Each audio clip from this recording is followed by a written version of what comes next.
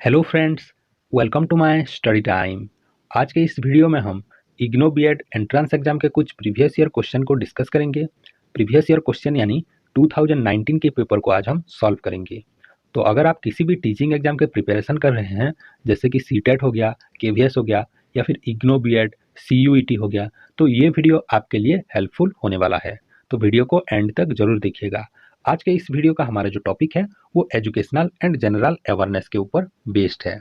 तो अगर आपने अभी तक हमारे चैनल को सब्सक्राइब नहीं किया है तो my study time YouTube channel को सब्सक्राइब कर लीजिए एंड वीडियो पसंद आए तो वीडियो को लाइक एंड शेयर कर दीजिए। तो चलिए आज का ये वीडियो शुरू करते हैं। क्वेश्चन नंबर 31 में पूछा गया है, which constitutional amendment act gave constitutional recognition to municipalities. तो यहाँ पर पूछा गया है नीचे दिए गए ऑप्शन में से कौन सा कॉन्स्टिट्यूशनल अमेंडमेंट एक्ट है जो म्युनिसिपैलिटीज को रिकॉग्निशन देता है। ठीक है, तो ऑप्शन में दिया गया है 72 constitutional amendment act, 73 constitutional amendment act या फिर 74 या 75।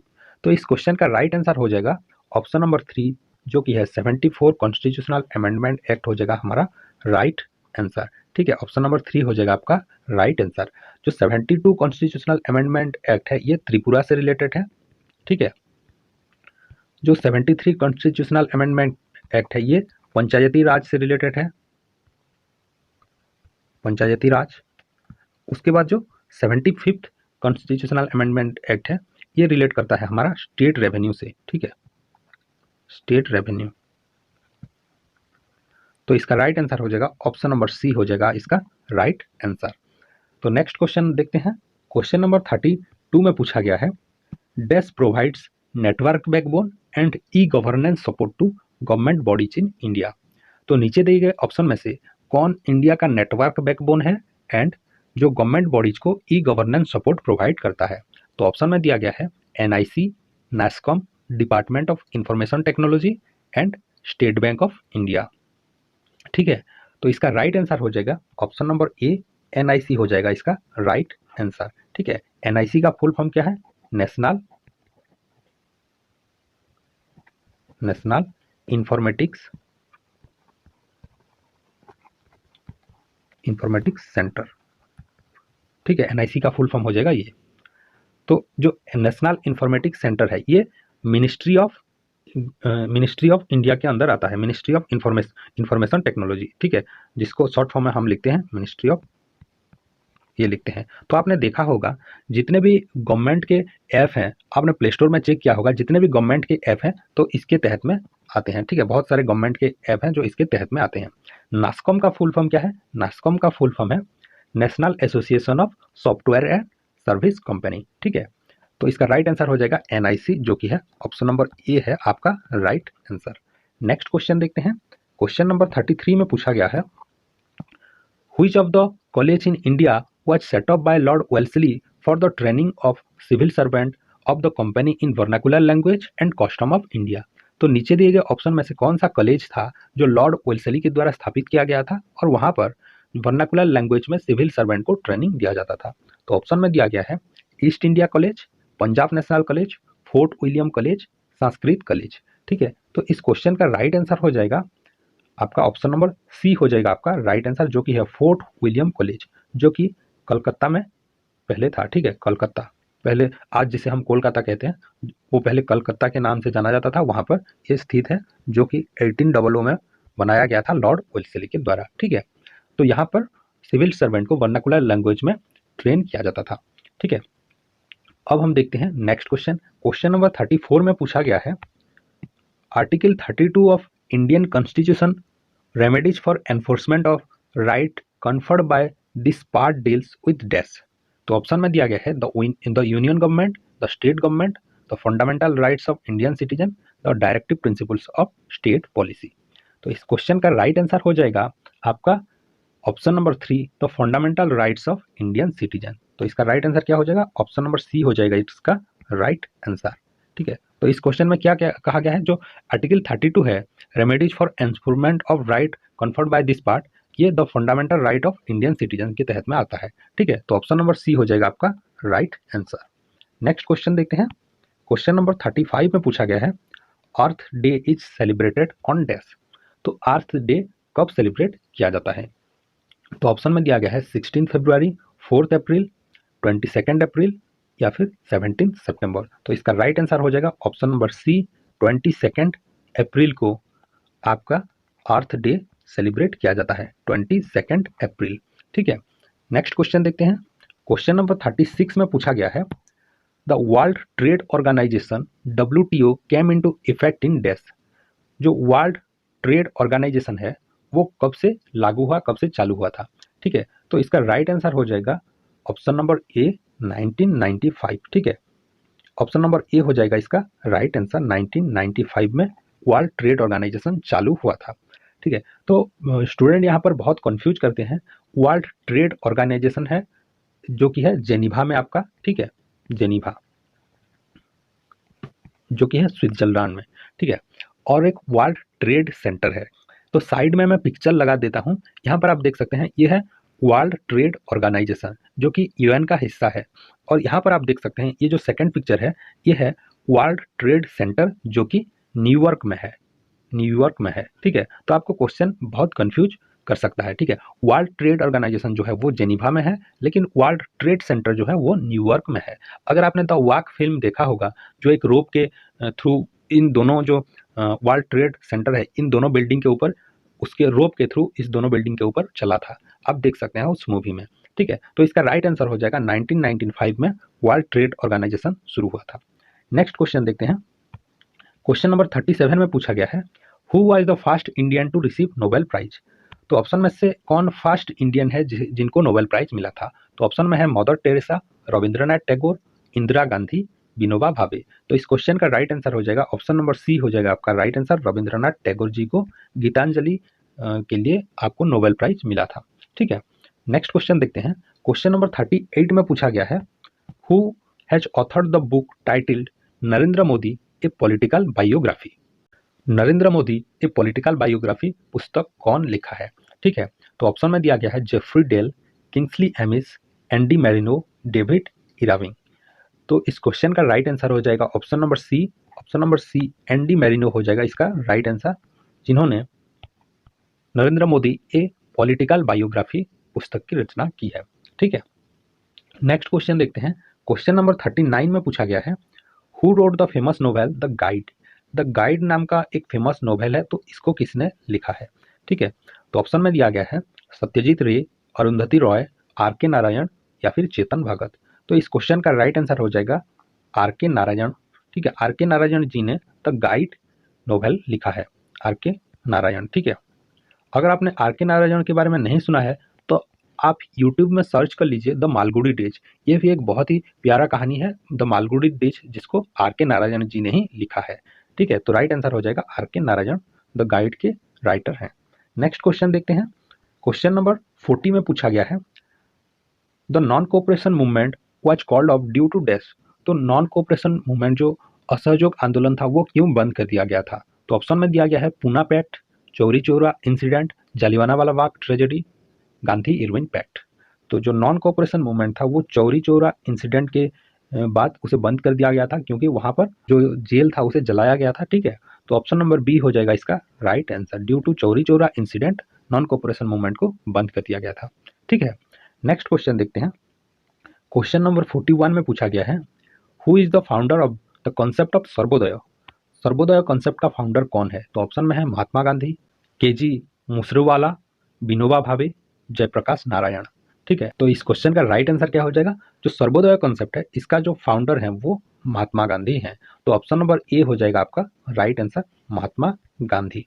ठीक है, नेक्स्ट क्वेश्चन देखते हैं। क्वेश्चन नंबर 42 में पूछा गया है, the commission that came India in 1928 to reform India's constitutional system was dash.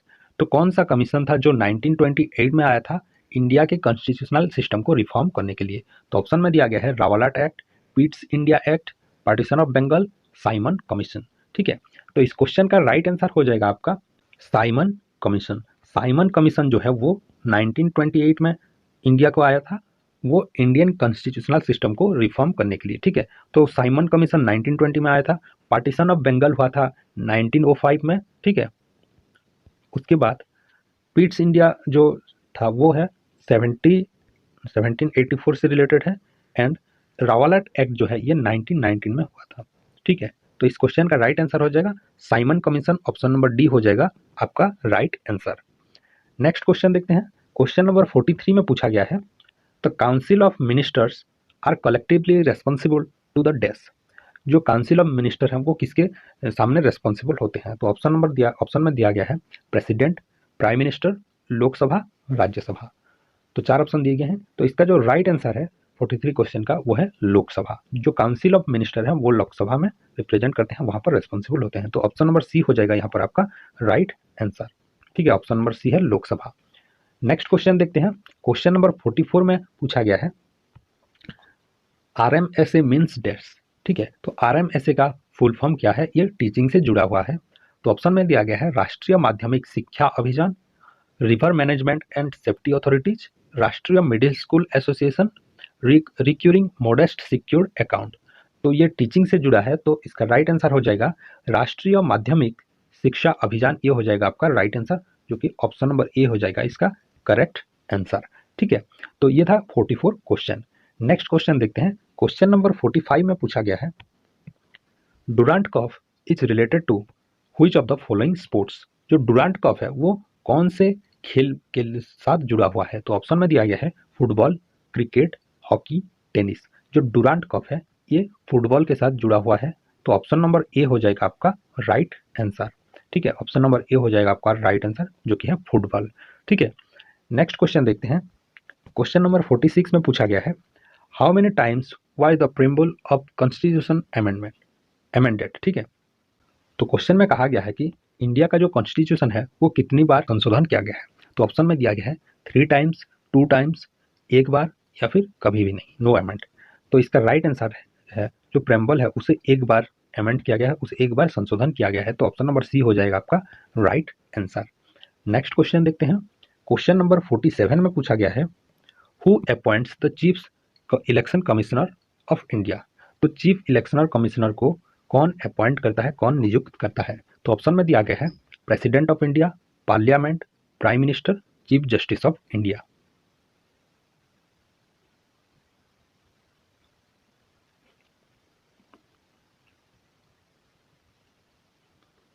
तो इस क्वेश्चन का राइट आंसर है president of India, option number A हो जाएगा इस क्वेश्चन का राइट आंसर। तो चीफ इलेक्शन कमिश्नर को प्रेसिडेंट ऑफ इंडिया नियुक्त करते हैं। ठीक है, नेक्स्ट क्वेश्चन देखते हैं। क्वेश्चन नंबर 48 में पूछा गया है which of the following is associated with Panchayati Raj. तो नीचे दिए गए ऑप्शन में से कौन पंचायती राज से रिलेटेड है? साहा कमीशन, नानावती कमीशन, बलवंत राय मेहता कमेटी, लिबरान कमीशन। ठीक है, तो पंचायती राज से जो रिलेट करता है वो है बलवंत राय मेहता कमीशन। ठीक है, बलवंत राय मेहता जो कमेटी है वो पंचायती राज से जुड़ा हुआ है। ठीक है, तो इसका राइट आंसर हो जाएगा ऑप्शन नंबर सी हो जाएगा आपका राइट आंसर। ठीक है, नेक्स्ट क्वेश्चन देखते हैं। क्वेश्चन नंबर 49 में पूछा गया है national youth day is celebrated on. जो नेशनल यूथ डे है, युवा दिवस है, वो कब सेलिब्रेट किया जाता है? तो ऑप्शन में दिया गया है 12th ऑफ जनवरी, 21 फरवरी, 12 मार्च, 21 अगस्त।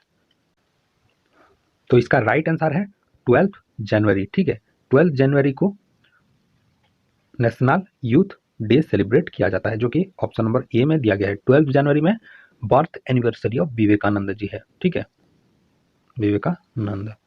ठीक है, इसीलिए इसे हम नेशनल यूथ डे के तौर पर सेलिब्रेट करते हैं। नेक्स्ट क्वेश्चन देखते हैं। क्वेश्चन नंबर 50 में पूछा गया है dash scheme has been introduced by the central government to provide equal primary education to all building children across India. ठीक है, तो यहाँ पर पूछा गया है नीचे दिए गए स्कीम में से कौन सा ऐसा स्कीम है जो कि सेंट्रल गवर्नमेंट प्रोवाइड करता है इक्वल प्राइमरी एजुकेशन प्रदान करने के लिए अक्रॉस ऑल इंडिया। ठीक है, तो ऑप्शन में दिया गया है ग्राम उदय से भारत उदय अभियान, प्रधानमंत्री उज्ज्वला योजना, प्रधानमंत्री सुरक्षित मातृत्व योजना, या फिर विद्यांजलि योजना। ठीक है, तो इसका राइट आंसर हो जाएगा आपका ऑप्शन नंबर डी हो जाएगा इसका राइट आंसर, जो कि है विद्यांजलि योजना। ठीक है, तो ऑप्शन नंबर डी हो जाएगा आपका राइट आंसर। नेक्स्ट क्वेश्चन देखते हैं। क्वेश्चन नंबर 51 में पूछा गया है the story of my experiment with truth is autobiography of dash. The story of my experiment with truth, ये जो बुक है इसके ये किसका ऑटोबायोग्राफी है? तो ऑप्शन में दिया गया है लाला लाजपत राय, गोपाल कृष्ण गोखले, बाल गंगाधर तिलक या फिर महात्मा गांधी। तो इस क्वेश्चन का राइट आंसर हो जाएगा option number D, Mahatma Gandhi. Mahatma Gandhi ji का ऑटोबायोग्राफी का नाम है the story of my experiment with truth. ठीक है, नेक्स्ट क्वेश्चन देखते हैं। क्वेश्चन नंबर 52 में पूछा गया है the 5 permanent member of UN security council are dash. तो यूएन सिक्योरिटी काउंसिल का जो 5 परमानेंट मेंबर कौन कौन से हैं। तो यहाँ पर बहुत सारे ऑप्शन दिया गया है, तो हमें जो 5 परमानेंट मेंबर है उसे ढूंढना है। ठीक, China, France, USSR, UK and USA. ये जो 5 कंट्रीज हैं, ये यूएन सिक्योरिटी काउंसिल के परमानेंट मेंबर हैं। कौन कौन से? China, France, Russia, UK and USA. ये 5 कंट्री यूएन के सिक्योरिटी काउंसिल के जो परमानेंट मेंबर हैं। तो ऑप्शन नंबर डी हो जाएगा यहाँ पर आपका राइट आंसर। ठीक है, तो नेक्स्ट क्वेश्चन देखते हैं। क्वेश्चन नंबर 53 में पूछा गया है which of the following country is not a member of BRICS association. BRICS association का मेंबर कौन नहीं है? ठीक है, तो यहाँ पर ऑप्शन में दिया गया है ब्राजील, रशिया, आयरलैंड, चाइना। तो ब्रिक्स एसोसिएशन में कौन कौन से कंट्री आते हैं? यहाँ पर BRIC।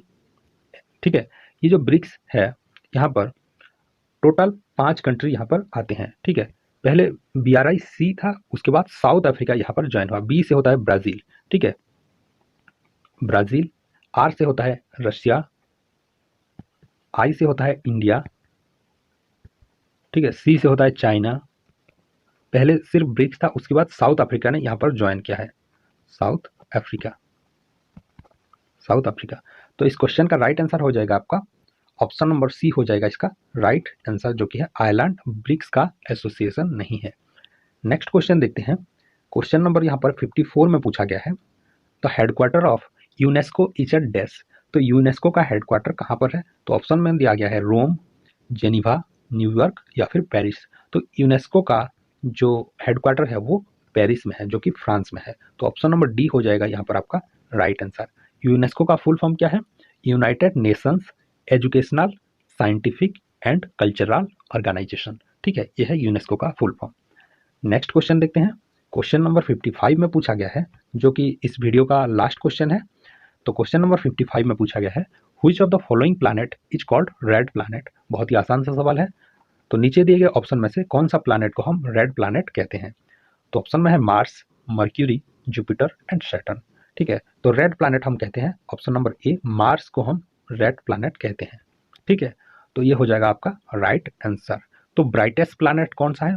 ब्राइटेस्ट प्लैनेट की अगर क्वेश्चन पूछा जाए तो वो है वेनस। ठीक है, जिसे हम ब्राइटेस्ट प्लैनेट कहते हैं। तो यहाँ पर मार्स हो जाएगा आपका राइट आंसर, जिसे हम रेड प्लैनेट कहते हैं। ठीक है, तो ये था एजुकेशनल एंड जनरल अवेयरनेस से रिलेटेड कुछ क्वेश्चन। तो आई होप ये वीडियो आपको इन्फॉर्मेटिव लगा होगा। तो अगर आप किसी भी टीचिंग एग्जाम के प्रिपरेशन कर रहे हैं तो ये वीडियो उनको शेयर कीजिए, और इसका जो पूरा सीरीज आने वाला है, इन पूरा सीरीज को आप देखिए, तो आपको बहुत इन्फॉर्मेटिव नॉलेज मिलेगा। तो आई होप ये वीडियो आपको अच्छा लगा होगा। तो वीडियो पसंद आए तो वीडियो को लाइक कर दीजिए, शेयर कर दीजिए and my study time YouTube channel को सब्सक्राइब कर लीजिए। Thank you.